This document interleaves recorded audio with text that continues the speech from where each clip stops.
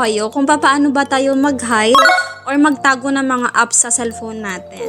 Ayan guys, especially na to guys kung halimbawa meron kayong anak, ganyan, tapos hinihiram yung mga phone natin, ayan, tapos meron tayong mga importanteng mga documents or apps dyan sa cellphone ninyo na ayaw ninyong baka mapakialaman or magalaw ng mga babies, ayan. So kung gusto ninyo guys itago, kasi pwede nyo yan guys itago sa cellphone ninyo, super dali lang ito guys, punta lang kayo sa settings, ayan, tapos scroll lang kayo, hanapin niyo yung privacy. Ayan, tapos mag-scroll ka lang guys, hanapin mo lang yung app hiding. Ayan, tapos ilagay mo lang guys dyan yung pin mo, kung sakaling may pin yung cellphone mo. Ayan, i-click mo lang.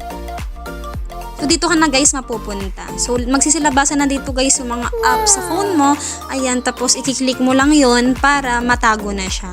So example na lang to guys, si Dola. So as you can see, naka-off pa siya. So igaganon mo lang siya guys. Ayan, tapos i-confirm mo lang. So, yan. Example na yan, guys. Halimbawa, yan. Tapos, tignan ninyo, guys, sa ating screen kung nandito pa siya. Ayan.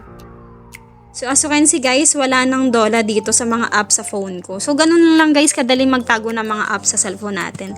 Pero kung sakali man, guys, gusto mo nang ibalik yon, ayan. I-click mo lang naman siya ulit. So, igaganyan mo lang siya. Kung sakaling gusto mo nang ibalik sa screen ng phone mo. So, ganun lang guys kadali. So, especially na to sa mga, ayan, may mga nanghihiram na mga phone natin. So, ayan lang guys. Sana nakatulong.